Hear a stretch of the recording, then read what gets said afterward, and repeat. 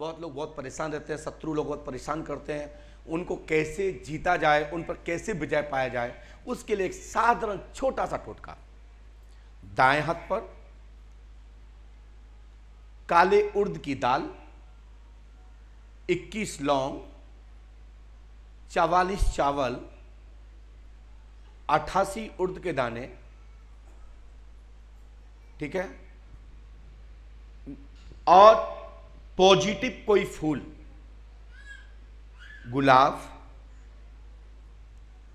गेंदा, जिसको सुगंध आती हो, भूत वाला फूल नहीं होना चाहिए, और उसको लेकर के अमुक शत्रु का नाम अपना बनाने के लिए सुगंधित रखना है, उससे दूर रहने के लिए नेगेटिव फूल लेना है, और दोनों हाथ को क्रॉस लेकर के अपने ऊपर से फेंक दीजिए, वो आपसे दूर हो जाएगा।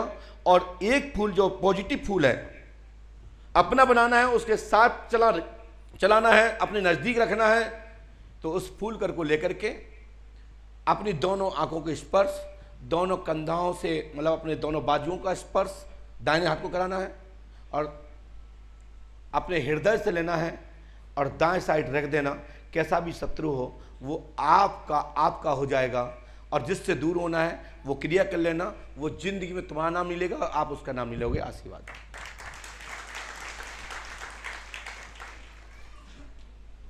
एक हमारे साधक हैं, दरबार चलाते हैं, उन्होंने ये पूछा कि कैसे शत्रु को अपना बनाएं। उसके लिए बहुत बेहतरीन ये उपाय है, इसमें किसी मंत्र की आवश्यकता नहीं है। टोटका ऐसे ऐसे हमारे प्रचलन में प्राचीन हैं, हमारी घरेलू आयुर्वेदिक उपचार, हमारी घरेलू बड़े बुजुर्गों के उपचार, टोटके, जिनको मंत्रों की आवश्यकता नहीं होती थी, जो हमारी माताएं बहनें अपने बच्चों के लिए, परिजनों के लिए, परिवार की शांति के लिए ये इस प्रकार का उपचार करके घर की शांति बनाते थे। इसमें मंत्र की आवश्यकता नहीं होती, इसकी मन की पवित्रता का भाव होता है, और ये टोटका स्वतः ही मंत्र के भांति काम करता है, और समय आने पर आपको उस की हुई क्रिया का परिणाम अनुकूल दिखाई देता है। इसी प्रकार से मंत्र भी काम करते हैं, लेकिन मंत्र के लिए एक बड़ा लंबा प्रयास होता है। उसको पहले किसी गुरु से लीजिए, फिर गुरु मुख से लेकर के उसका जप करिए, फिर उसका 10 अंश हवन करिए। 10 अंश हवन करने के बाद कब चलाना है, कब नहीं चलाना है, कैसी स्थिति में उस मंत्र का सहयोग लेना चाहिए, तब वो मंत्र काम करते हैं। देवता एक ऐसा विषय है कि आपने प्रार्थना की, देवता को सब पता है कि तुम सही व्यक्ति हो या गलत।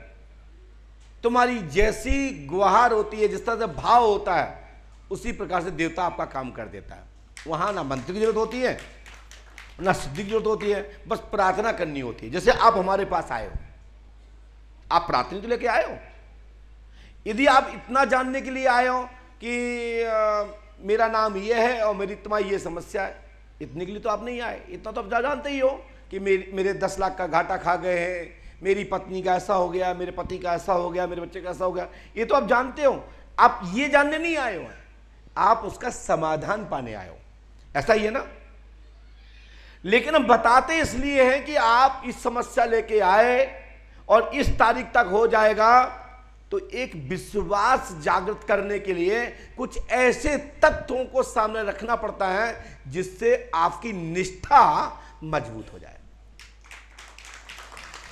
डॉक्टर भी आपसे यही पूछता है कि भैया दर्द कब से है, नोट करता है एक पेज पर, दर्द मीठा है, आप सहन कर सकते हो या नहीं, सांस लेने में होता है, करंट लेने में होता है, दौड़ने में होता है, चलने में होता है, खाने में होता है, वो सब लक्षण लिखता है।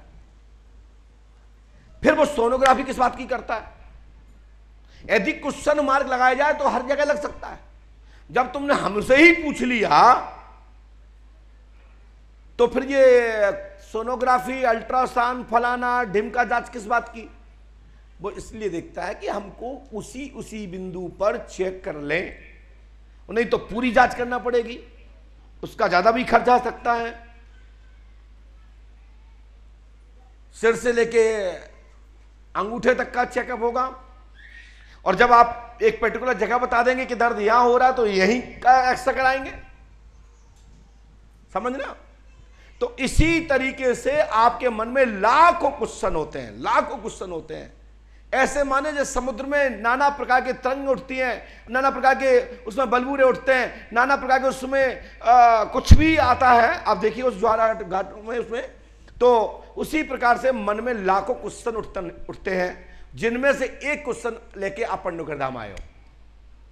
आप जो सोच के आए थे ना, या भैया आप लोग, कई लोग आए, लेकिन चलते चलते तक फोन आ गया आपके पास, पापा, भैया, मैया, बहन, घटना आज फलानी हो गई, तो आपको लगा कि अब वो नहीं, जब पूछ लें, क्योंकि ये तो बहुत बड़ी घटना हो गई, ये जरूरी है।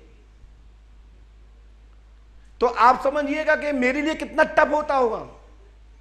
तो इतने सारे क्वेश्चनों में से मैं आपका वही विषय बिंदु लेके आता हूं जो आपका टफ है और मूल है।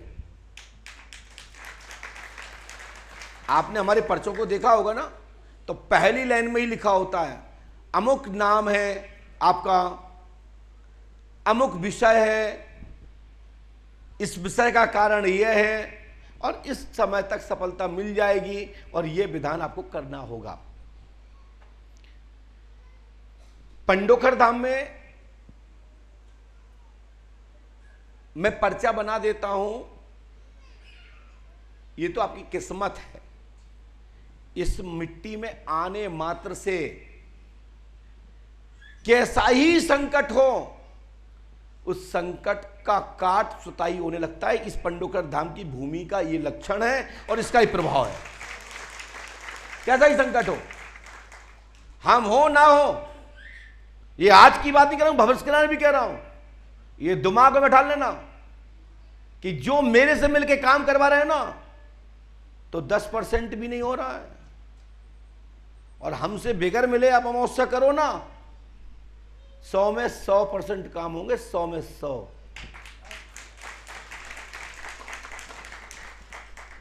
शास्त्र और पुराण इस बात के गवाह हैं।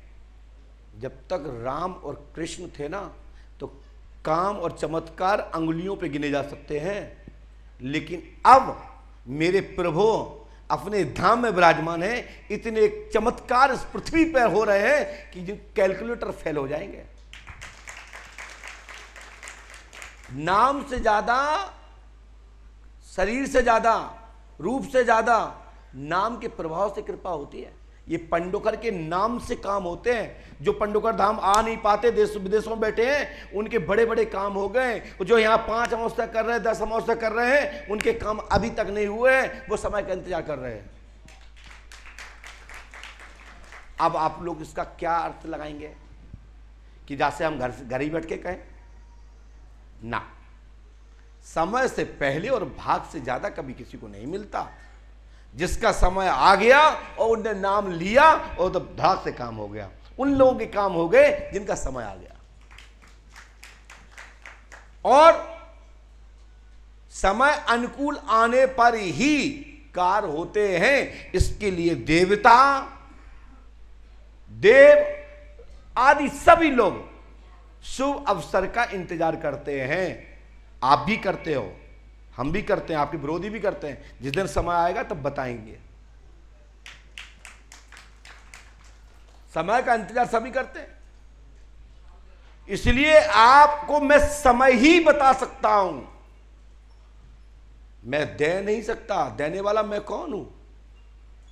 देने वाले तो मेरे हनुमान जी महाराज हैं, पूज्य श्री हाथीमान महाराज हैं, मेरे अयोध्या नाथ हैं, मेरे बांके बिहारी हैं, और वो परमात्मा है जिससे आप मांग के तो देखो। समय अवसर, समय आने पर आपकी झोली में वो प्रसाद पहुंच जाएगा। परंतु हम समय देकर के ही आपको आश्वस्त करते हैं, विश्वास दिलाते हैं कि भैया आपका कार्य फलानी दिनांक से फलानी समय तक आपका समय अनुकूल है। शेष आप कर्म करोगे तो सफलता मिलेगी, नहीं तो ये पर्चा है। हम भगवान नहीं हैं, ये तो गुरु कृपा है कि जो कुछ मैं लिख देता हूँ वो समय पर फलीभूत हो जाता है।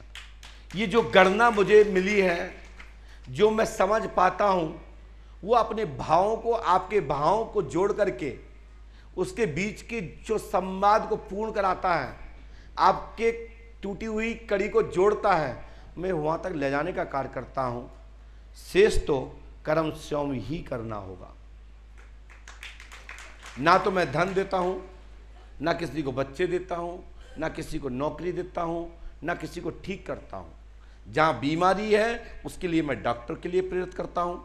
जहाँ प्रेत बाधा से कोई बीमारी है तो उसके लिए मैं कहता हूँ डॉक्टर की भी ताकत नहीं है कि वो ठीक कर जाए। वो पंडोकर सरकार से ही या किसी अच्छे साधक के द्वारा, अच्छे संत के द्वारा, अच्छे मत मंदिर के द्वारा ही सफलता मिल सकती है। डॉक्टर ठीक नहीं कर सकता। ये मेरा स्वयं का नहीं, मेरे गुरु के प्रसाद का विश्वास कहता है। मैंने अनुभव किया है और मेरे 35 वर्ष का एक्सपीरियंस है।